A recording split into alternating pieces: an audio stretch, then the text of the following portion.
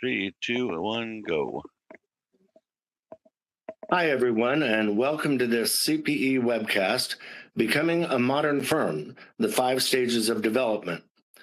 Based on the findings of a 2025 accounting firm technology survey of nearly 500 firms nationwide, this webinar introduces a data-driven framework outlining the 5 stages of modern firm development and reveals what firms at each stage are doing differently across technology, security, and firm management. This 50-minute CPE session is brought to you by CPAPracticeAdvisor.com and Rightworks. You can find them at Rightworks.com. Rightworks is a provider of intelligent cloud services made for accounting and tax professionals. They provide secure cloud-based hosting for Intuit, QuickBooks, Thomson Reuters, and many other professional apps, offering a unified one-space platform for remote, secure work environments. I'm Isaac O'Bannon, Managing Editor of CPA Practice Advisor, and I'll be your moderator today. I've worked with technology, CPAs, and tax professionals for more than 25 years. CPA Practice Advisor was founded in 1991 and provides a variety of news, CPE, and other educational resources for tax and accounting pros. Now, as we get started, let me re-explain how you earn CPE on this webcast. The event will be 50 minutes and qualifies for 1 credit of CPE in the field of information technology or for general CPE. To claim CPE credit, you must stay with us for the entire webcast. There will be 4 polling questions displayed. In each poll, you do need to record an answer. This is our verification that you are still engaged with the webcast. After the event, you'll be presented with a post-event survey evaluation form. Your CPE certificate will then be sent to the email address you used to register. If you have questions during the session, you can use them in the box on your screen. Today, I'm joined by Derek Diston. He is VP of Community at Rightworks. He has 20-plus years of leadership in sales, success, and customer service, and has a deep passion for learning, coaching, and process improvement. And now we're ready to begin. Derek. Awesome. Thank you so much, Isaac, for that. As Isaac mentioned, my name is Derek Diston. I'm the Vice President of Community at Rightworks. And as such, I have an opportunity to work with firms, practitioners, thought leaders, consultants, and software vendors all across the industry. I'm very excited about today's presentation. A little bit of background on myself, as Isaac mentioned, 20 plus years in leadership. I have spent the last 10 years with Rightworks, and I am a father of 3, husband of 1, and I coach cross country. So at the end of this, if you have any questions about cross country, please feel free to drop those in as well. Over the next hour or so, we're going to share our findings from the Rightworks 2025 Accounting Firm Technology Survey. The goal that I have today is very simple. It is to provide you with actionable insights and proven practices that can help drive modernization and measurable success. We're also unveiling something new.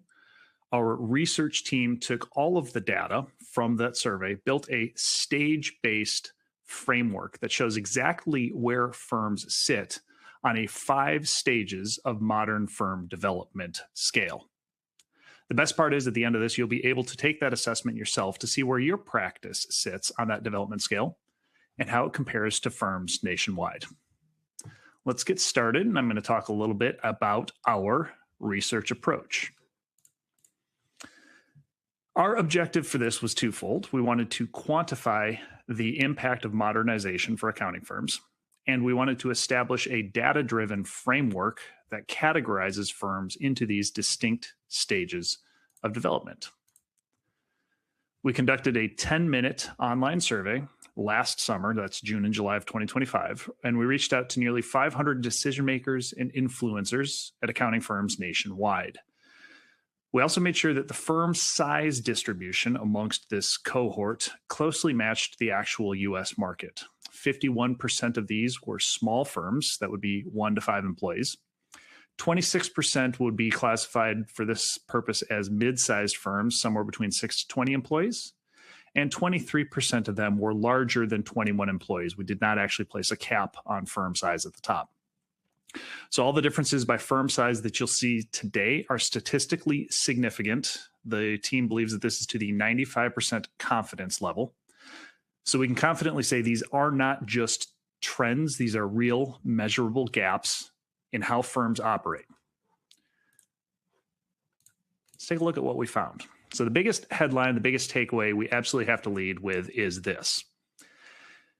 The key finding was the most modern firms, so those that will be at the furthest ends of modernity in this scale, the most operationally mature firms report a staggering 23% more revenue per employee.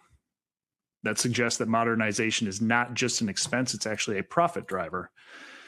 And the kicker that we discovered through all of this was actually that doesn't change across the firms based upon the size as it relates to technology spend.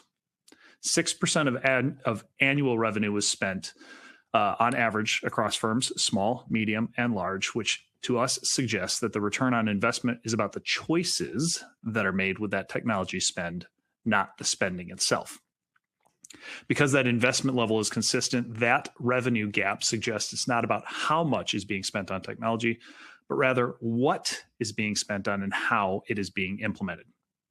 This could mean that smaller firms aren't necessarily disadvantaged by budget constraints. It may mean that the difference lies in strategic prioritization.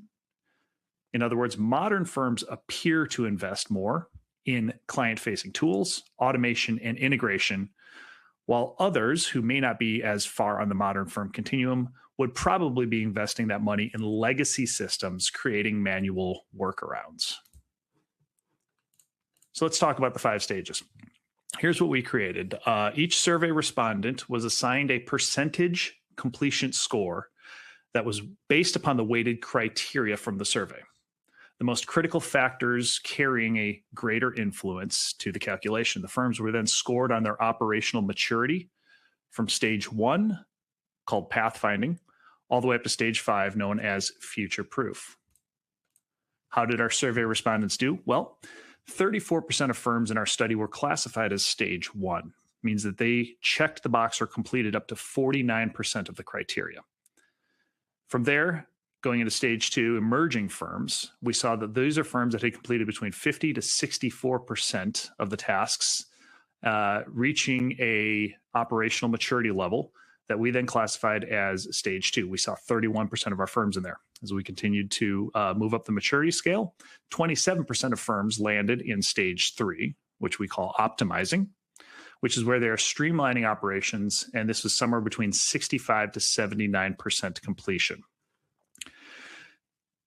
As expected, here's where it gets a little bit interesting. Only 7% of firms have advanced to stage 4, maximizing the performance between 80 to 94% completion on the levels.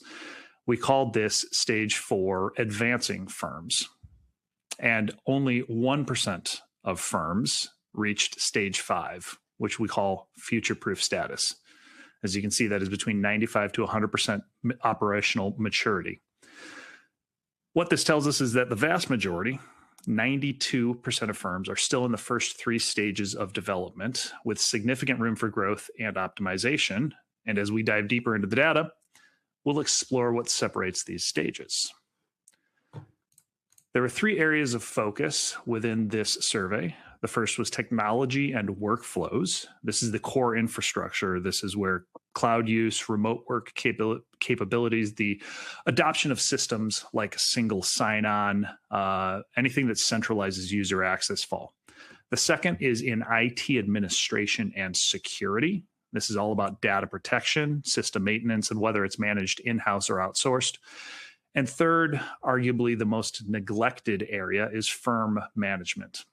This is the high-level strategy, everything from reviewing client profitability to succession planning, having actual documented strategic growth plans.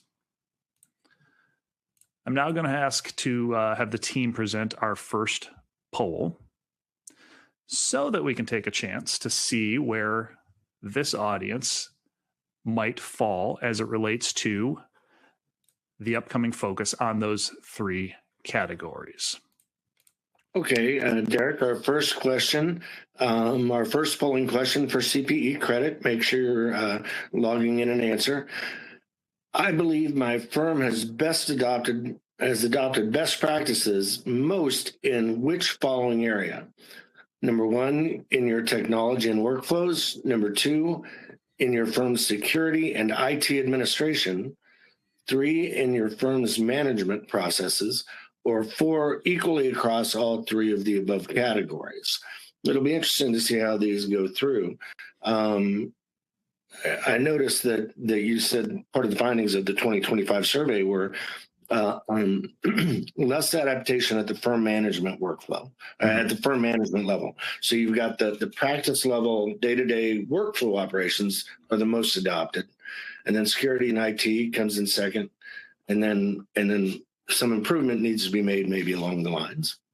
Yeah, and it's interesting. What'll be interesting here when we release the poll results to the audience is to see where this particular audience falls as it relates to, again, what we saw from the broad completion within the individual categories here.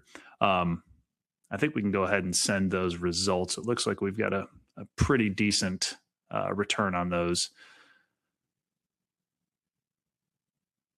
Okay, and I do believe that viewers may need to click a blue box if they need to move on from that survey afterwards. But right now, the numbers that we're seeing is heavy on A and B, heavy on actual practice, product workflow, service workflow, and technology, and on security and IT. And then, as your results showed in the 2025 survey, a little less adaptation at the higher levels. Yep.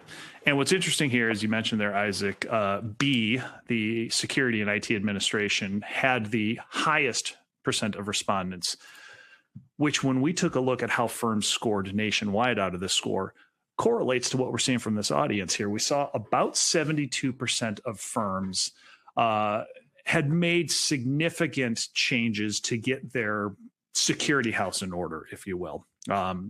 Which obviously makes sense because this industry faces tremendous regulatory pressures, cybersecurity threats, et cetera. But on the other two sides, so the technology and workflows and firm management were just below 50%. So what that tells us, again, reading the data, is that firms have addressed a lot of the security fundamentals. They tend to then perhaps take their eye off the ball. They're not driving the operational efficiencies or the strategic management practices that can help to really drive firm performance. Less than half of firms have fully implemented best practice in all of these areas. Again, what that means is there's a lot of work to be done. And frankly, this is where the value we see is being left on the table. So let's stop looking high level. Let's drill in a little bit and let's talk about technology and workflows. So that first assessment area, the data really backs up the idea that tech is driving business outcomes. We had some open-ended questions within the survey. 64% of firms indicated that when they have adopted best practices, they have seen positive impacts from technology implementation. So the question is, what were those positive impacts? The top reported benefits were efficiency and productivity improvements, remote flexibility, and automation capabilities. So that investment into technology around your tech and your workflows pays off across the board. It stabilizes core operations while opening up new ways to work.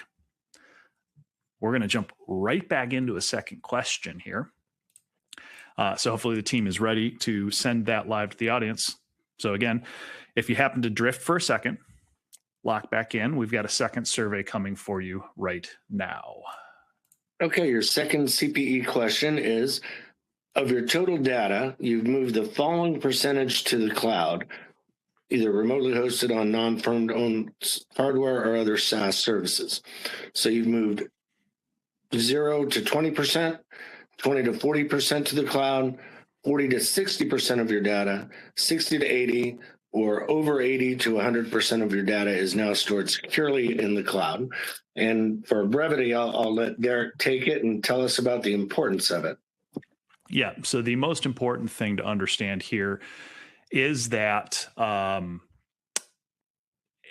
this is part of your technology and workflow automation. By having that data not residing locally on hardware, you create the ability for there to be automation built around the workflows, because many times the automation tools that we see today, be they SaaS, AI, et cetera, have to live remotely. It's very rare now that we have things that live directly on in-house servers. Secondly, obviously, remote work capabilities requires that data to be available from anywhere within from anywhere, as opposed to just within the country. But that data needs to be available from anywhere. So this is actually a key point when it comes to the adoption of best practices for technology and workflows. And we seem to have a pretty good plurality of respondents here. So team, if we want to send those results to the audience, we're going to take a look at where this falls. And again, as Isaac mentioned, you may have to click the button to close out to see the poll results on here. So based upon respondents here, we've got actually a lot of folks who say that they have moved greater than 80% of their data to a cloud solution, meaning a non-firm owned or non-hosted on-site set of hardware. Secondly, we've got 40 to 60%. I think if we add up the top three, meaning anywhere above 40%, we see roughly 60 to 65% of data having been moved, which is interesting because in terms of cloud migration and adoption, what we saw, we've passed the tipping point. Over half of all firms who responded to this survey have migrated at least 75% of their data and apps. So maybe just a little bit higher in our survey versus the results that we saw here real quickly in this poll.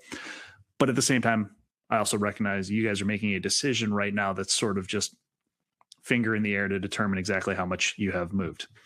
So the interesting part about this is there's a big size discrepancy when it comes to getting to 100% cloud migration. Only 25% of mid and large firms have achieved complete cloud migration, but that number drops by almost half to 14% for the small firms. The hesitation could be related to a few things. When a firm goes to fully cloud infrastructure, they're essentially handing over complete control of their core data infrastructure. And trusting that third party completely does come with a little bit of trepidation. Even with the best security, there's always a lingering fear about uptime, vendor lock-in, regulatory control, et cetera.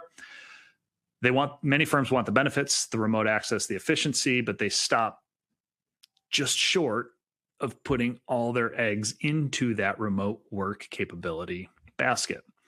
What this means is that firms are often stuck, in addition to paying for their cloud infrastructure, also paying CapEx costs, maintaining costly, inefficient hybrid systems.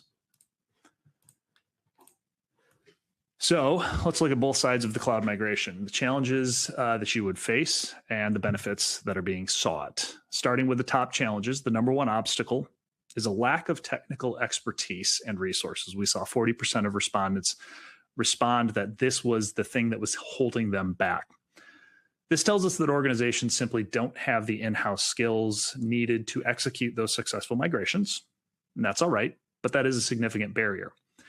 Right behind that, we see budget concerns coming in at 32%. Yes, cloud migration requires upfront investment. Securing those funds can be difficult, especially when leadership needs convincing about the return on the investment. Coming in at 24% right behind that, teams are already stretched thin with their day-to-day work, your operations as it is. It makes it hard to dedicate resources to these major migration processes. Right behind that, lack of understanding about the choices shows that the cloud landscape can be overwhelming. Being in the industry, I know that very well. With many providers out there, different service models and deployment options, knowing which path to take is clearly not always the easiest thing to see.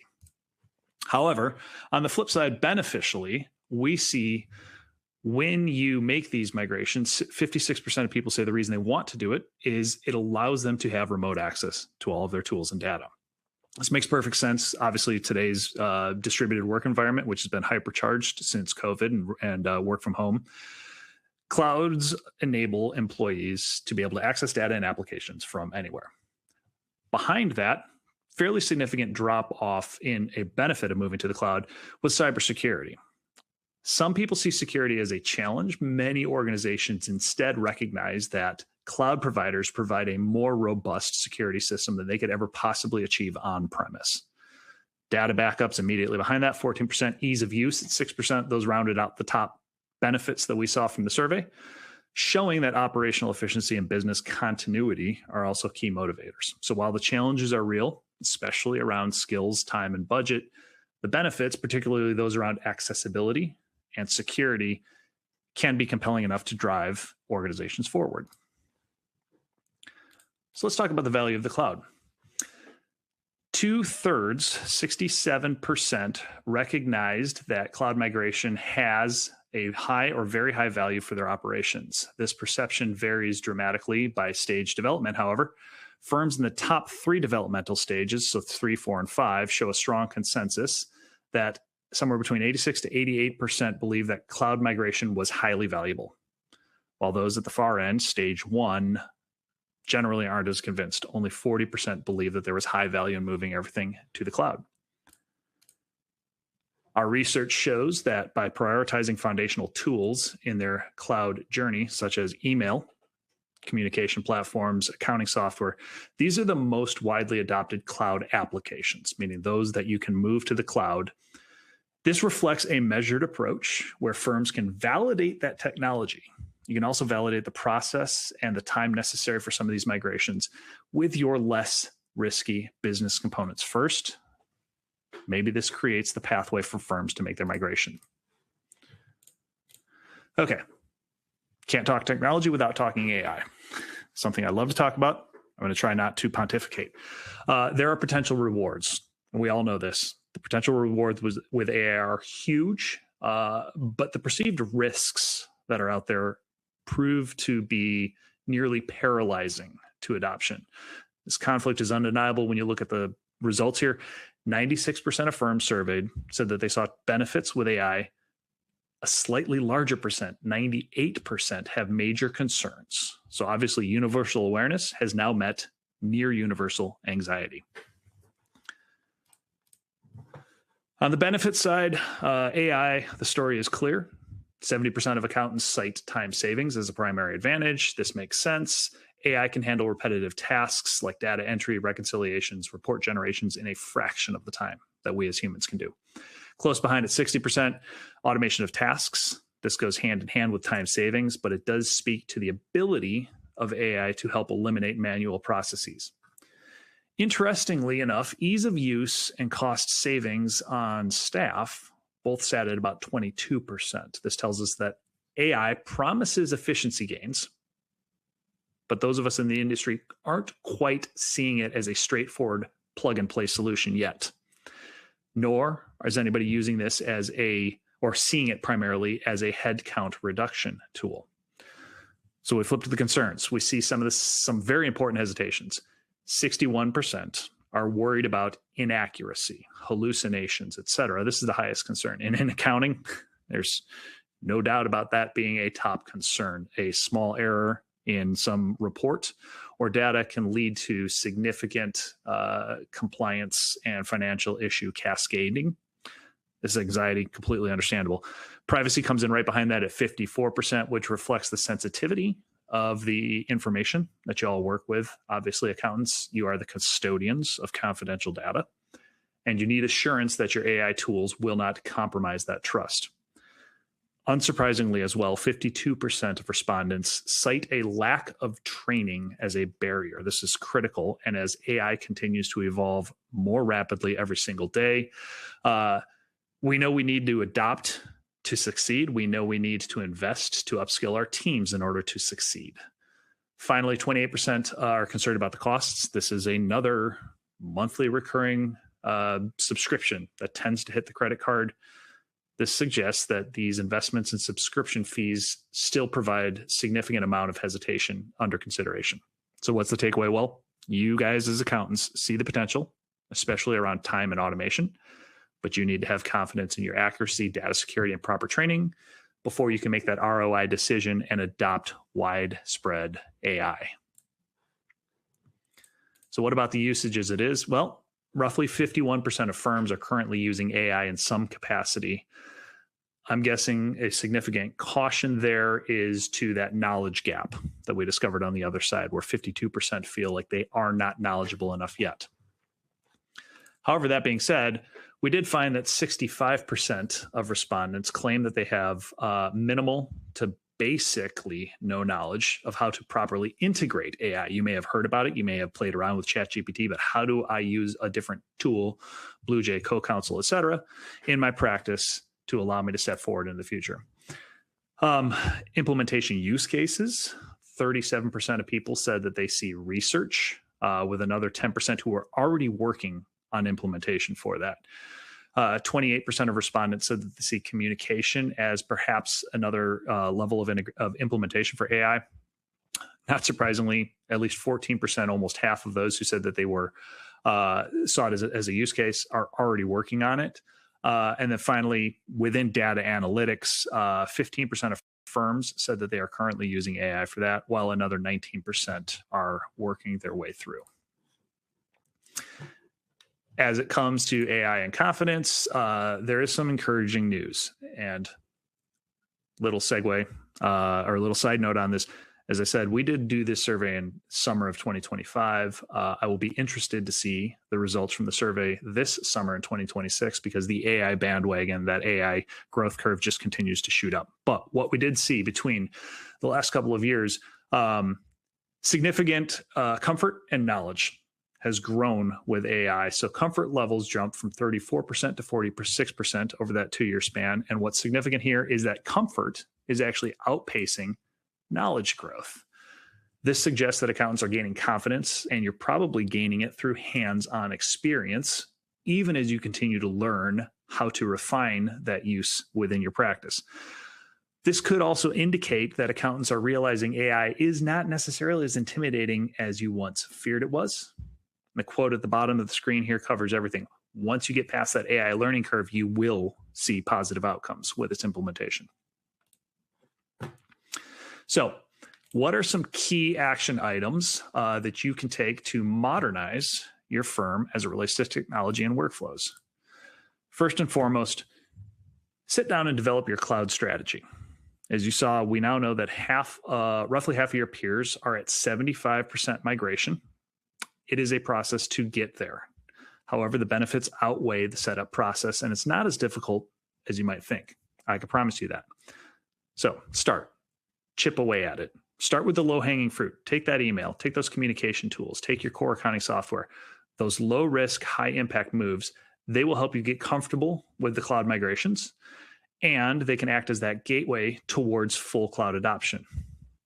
And I'll be honest with you here, the number one barrier that we see at Rightworks is not cost or technology, it's expertise. That fortunately is something that's solvable, whether through training your team or partnering with someone who has done this already. You don't have to figure this all out alone. Secondly, encouraging everybody to start your AI journey.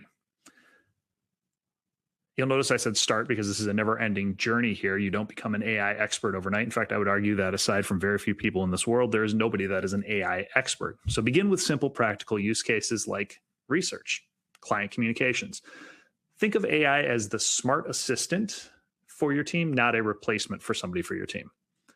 And since a little over half of firms cite training as a concern, and 65% of our respondents said that they cite that they have a lack of AI knowledge, you do have to take the time to invest in training and experimentation now as you're starting your journey, as opposed to later when you've potentially paid for full implementation. You don't want to be going into that without AI, without the knowledge or the training that backs that up. Use it to help gain some small early wins to help build momentum. And once your team and you start to see the AI benefits, you'll begin to then identify real tasks. Confidence will grow. Success breeds curiosity. Curiosity breeds adoption. Finally, to bring it all full circle, I want to revisit just again the top reported benefits that our survey respondents said. Firms that combine cloud infrastructure with AI capabilities gain tremendous and significant competitive advantages as it comes to productivity, remote work flexibility, and automation. This isn't necessarily about being on the bleeding edge or even the leading edge. It's about staying competitive and giving your team the tools they need to do their best work. Jumping over to security and IT administration. So now we're into the second part of second bucket of our study. Let's take a look at how our respondents scored. One of the things you'll notice here is that IT administration evolves as firms mature.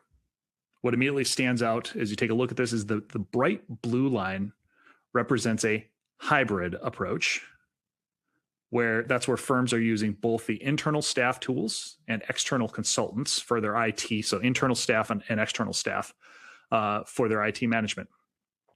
One thing I want to point out is you'll notice that this begins to grow as companies advance in the maturity stages.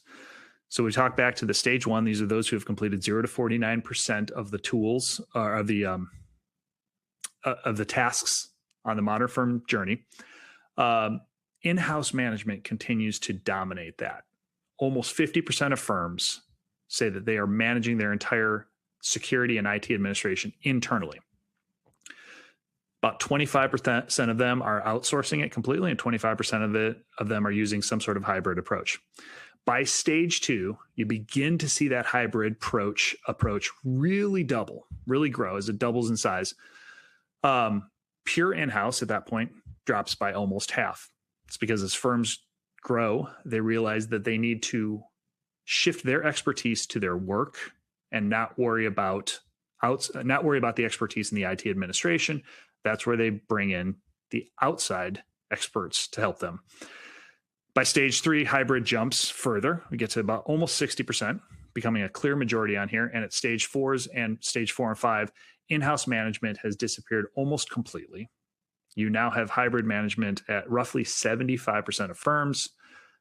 What can you take from this? Well, as firms mature, they don't simply flip from in-house to outsourced. You want to converge on a hybrid model because who knows better what your firm needs than somebody internally? Who knows better how to manage security and IT administration than somebody who is outsourced who does that? Having that coordination between the two is where the success really breeds. Security basics. Let's talk about where we saw firms landing. So 97% of firms have firewalls and network safeguards in place. It's foundational. It's table stakes. You have to have that. That's the first line of defense. Almost everybody's got that covered. 86% are backing up data regularly, going beyond just what the software vendors provide. You're not just trusting the defaults on this. You're now taking full ownership of your data and protecting it. Another 86% of respondents use some sort of advanced email security. Helps you to block spam, stop phishing attacks, etc. That's because email is where most attacks start today. Another 91% of respondents have already layered on security to their devices, their managed devices, including multi-factor authentication. This is stacking defenses. This is where you begin to really build up the full suite of defenses. You make it exponentially harder with every layer that you add for the bad actors to try and break through. So here's the reality check, though. Those are the basics. Do we have high adoption rates? Absolutely. But basics aren't enough anymore as we enter a new paradigm with security threats. Threats are evolving, regulations are tightening, client expectations are rising. So, poll question number 3.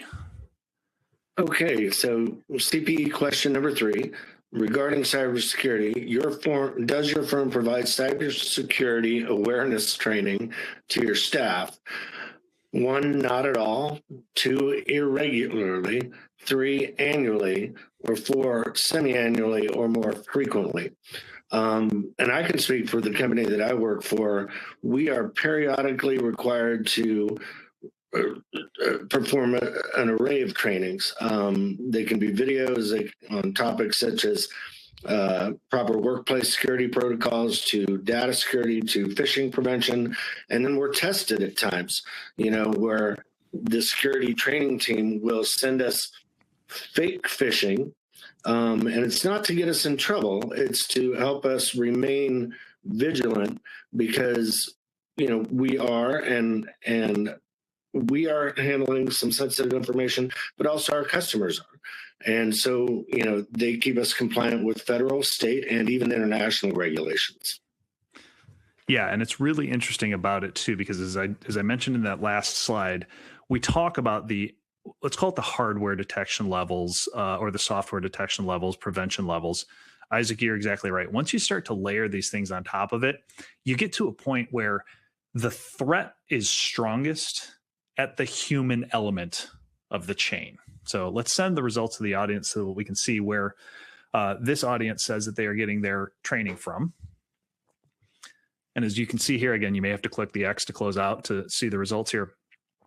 A full 1/3 of our respondents say that your firms are conducting cybersecurity awareness. This is training to you and the firm at least annually.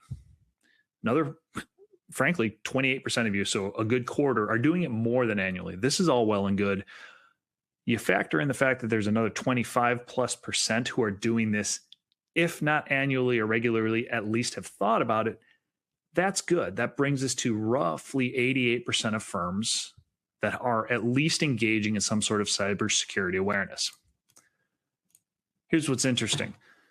Of our survey, 71% of firms provide some sort of cybersecurity awareness training to their staff. So kudos to everybody right now.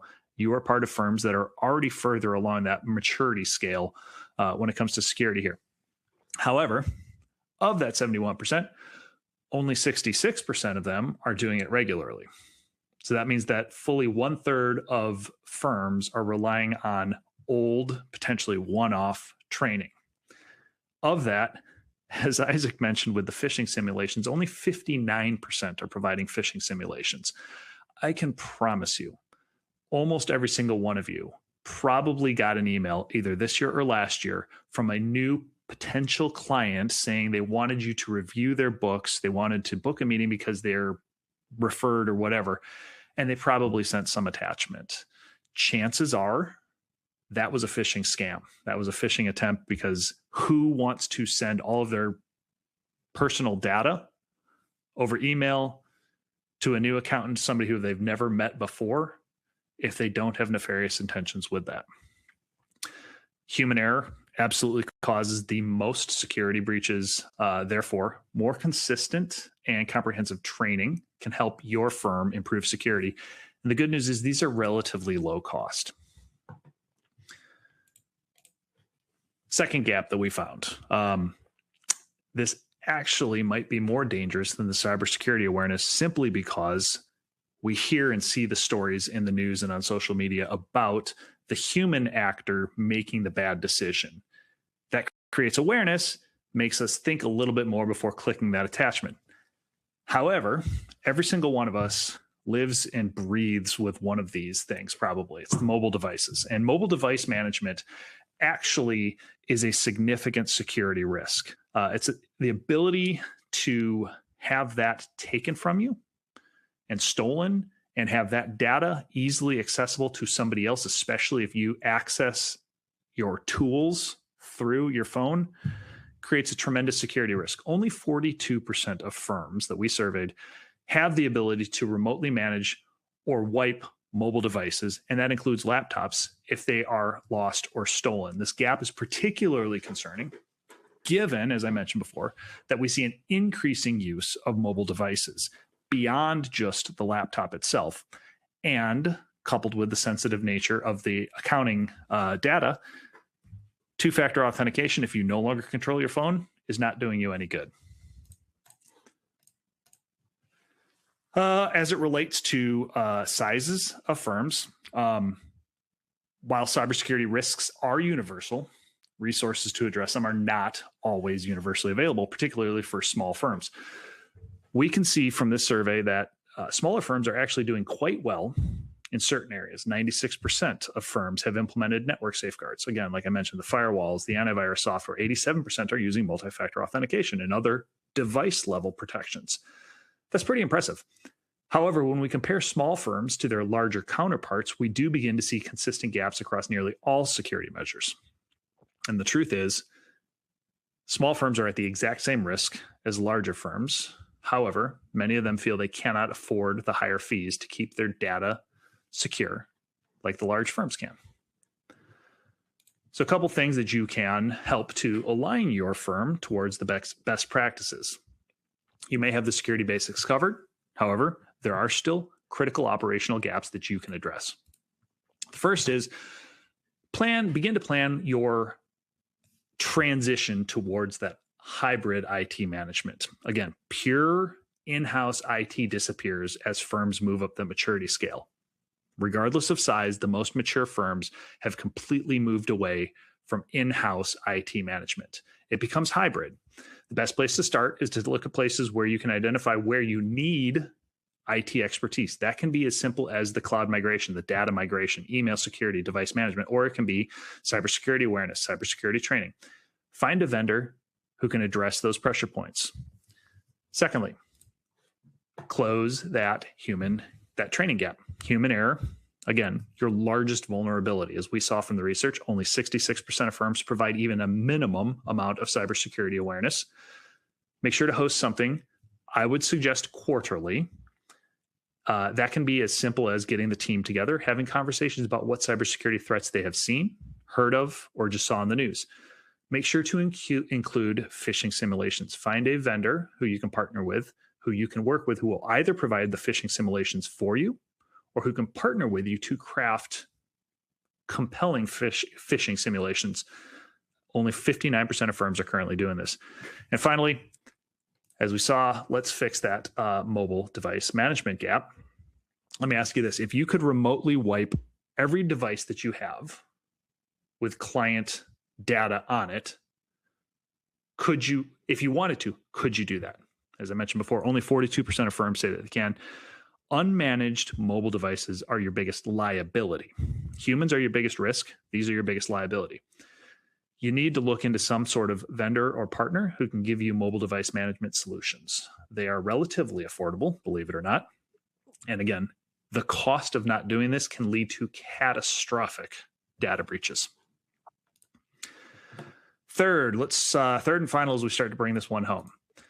So let's dive into the findings on firm management. This is the third leg of the modern firm modern firm continuum. And it's also the place for our final poll question here. So Isaac, team, if you guys want to send that live. All right. The final CPE question is regarding your firm's growth strategy. One, you do have a growth strategy. It is documented and you follow it. Two, you have a growth strategy. It's documented, but maybe you don't really follow it well enough.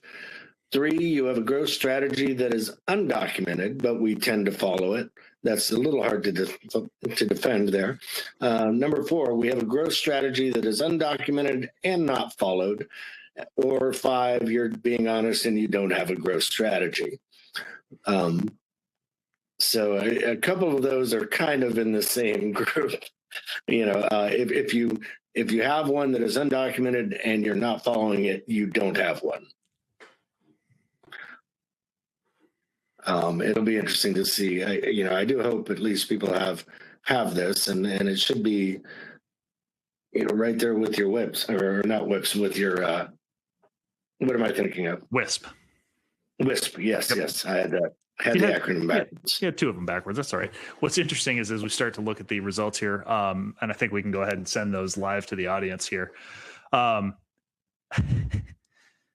We're seeing a lot of people being brutally honest. They're saying they don't have a growth strategy, which is, again, kudos for honesty.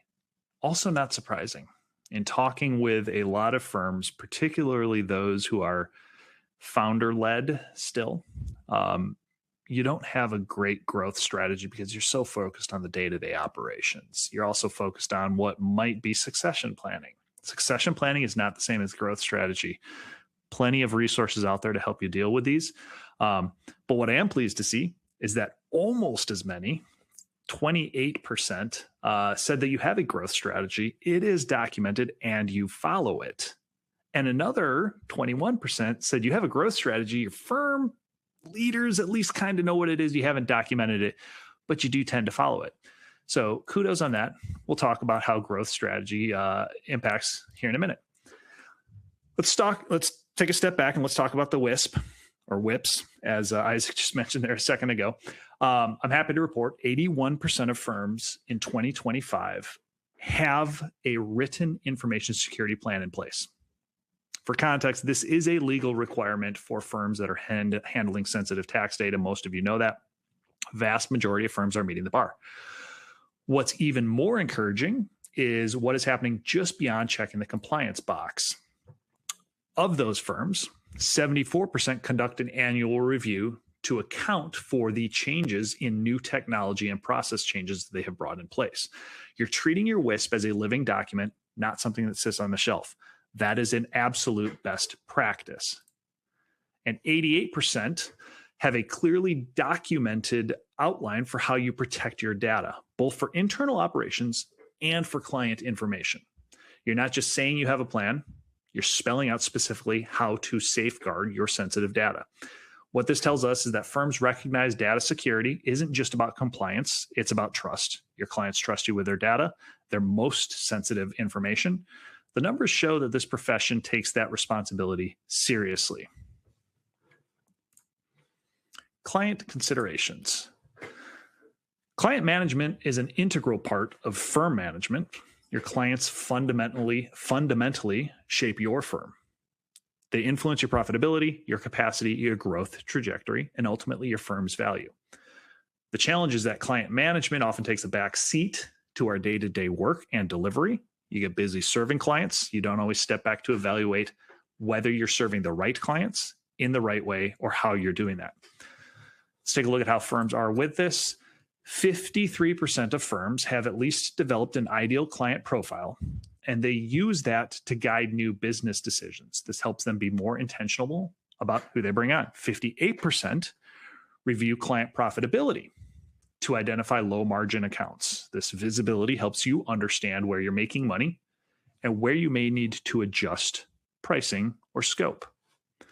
31% require their clients to use the same apps and systems. This standardization is often overlooked, but it can significantly reduce complexity and improve efficiency. The firms that invest their time in strategic client management aren't just building better businesses, they're being more intentional about who they serve, how they serve them, and they create the best experiences both for their clients and their teams. Moving over to strategic plannings, let's talk about the growth plans.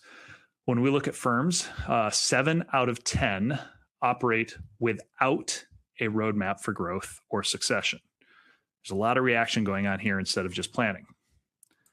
So if we take a look at the left side of this graphic, what you'll see is that firms surveyed generally are just maintaining. Only 31% have documented marketing plans, only 29% maintain strategic growth plans, and only 27% have actual written succession plans in place. But what's fascinating is as we take a look at stage 4 and stage 5s, that top 8%, the most mature practices, the picture is completely different. 77% have documented their marketing strategies. 80% maintain strategic growth plans, and 77% already have their succession plans in place. The documentation and the planning isn't just paperwork and busy work. It is what separates firms from stage 4 and 5 and stages 3, 2, and 1. In other words, it's what separates the top performers from those who are just winging it and the firms that are winning it. You don't leave your future to chance. You write it down, you plan for it, and then you execute against it. Growth ambitions. Stage 4 and 5 firms, 80% of them are working on growing in the next year. This is a pattern that we see across all stage 4 and 5 firms. Stage 1 firms, you're just getting started. 34% are actually focused on growth. That makes sense, right? You're just trying to keep the lights on. Stage 2 firms, however, that active growth planning jumps to 56%. At stage 3, we have now hit that tipping point. Over 2/3 of firms are now actively pursuing growth goals. You can gather from this that growth becomes easier and more appealing as your foundation gets stronger. As you have documented plans, standardized processes, and the right clients, your growth can shift from feeling overwhelmed into feeling as like it's something that's achievable. And the most mature firms are not sitting back and coasting saying, we've done this. They're now saying, let's grow more. How do we lean into this? We know we've built something that works. Let's scale it further. So good news, if you're an early stage firm that feels like growth is daunting, that's totally normal. The path forward is to focus on building that foundation, because the foundation is what makes growth, what makes growth sustainable. So what can you do with this research? Well, first, conduct a client profitability analysis. Again, only 58% of firms are doing this. This is where you want to sit down, don't fly blind, identify your bottom 20% of clients by margin, calculate the true cost, not just your billable hours, time, complexity, technology requirements, then make the hard decisions. You can either reprice them, you can rescope your engagement, or you can exit the relationship entirely. This analysis, however, provides the foundation for you instead of anything else. Create your ideal client profile. Again, barely 53% of firms have done this. It's not complicated, but it is critical to success. Filter in every opportunity then through this profile. What industry are they in? What's their revenue range? Do they adopt technology? What services do they actually need? Key, what is your minimum profitability threshold? Once you define this, you can start standardizing those client requirements.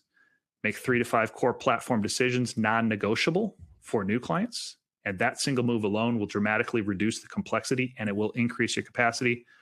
And finally, document your plans. As we talked about, write them down. We saw that stage 4 and 5 firms, you don't leave it to chance. They have it documented. You need that marketing plan. You need that strategic growth plan, and you need your succession plan. You don't have to be perfect. Outline them, commit to them, get them written down. Stage 4 and 5 firms are not smarter than you. They just write it down and stick to it. Again, bringing this all home. Most modern firms, those in stage 4 and 5, earn 23% more revenue per employee. This is regardless of size. A small firm at stage 1 and a small firm at stage 5, this small firm here in stage 5 makes 23% more revenue per employee. Same thing for large firms. And on average, firms spend the same amount of money regardless of size. 6% of their revenue is on technology. We would like to give you the opportunity to take your own modern firm assessment. So I've put the QR code up in the on the screen here. You can use that QR code to take the assessment yourself. Find out exactly where you and your firm sit. This is the exact same criteria from the research. You'll be able to benchmark yourself against those firms, those nearly 500 accounting firms, and find out exactly where you sit on the stages.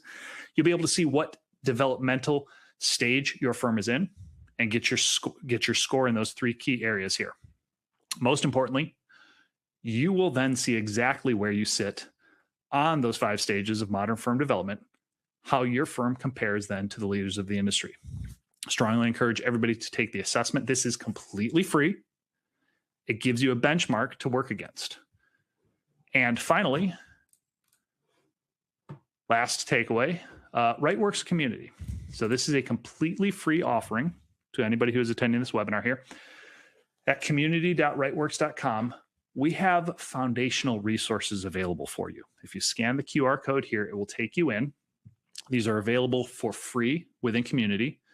You'll have full resources, courses, and descriptions, as well as the opportunity to, education, as well as the opportunity to jump to a full subscription to get the entire suite of offerings. And why is this important? Frankly, peer-led conversation and accountability leads to a 76% greater likelihood in achieving your goals. So I want to thank everybody so much for your time today. Isaac, you want to bring us home? All right. Thank you, everybody, for attending. I did want to reiterate that firm assessment, you can get it at the QR code and also get more information on it at community.rightworks.com. Once again, thank you to Rightworks for sponsoring this topic for CPE credit. For participating in today's event, you'll receive your CPE certificate in the email address you used to register, but please do also, make sure you check your spam folder. If you have any questions about CPE, you can contact us at editor@cpapracticeadvisor.com. This audio and video CPE session will end now. Once again, thank you for attending.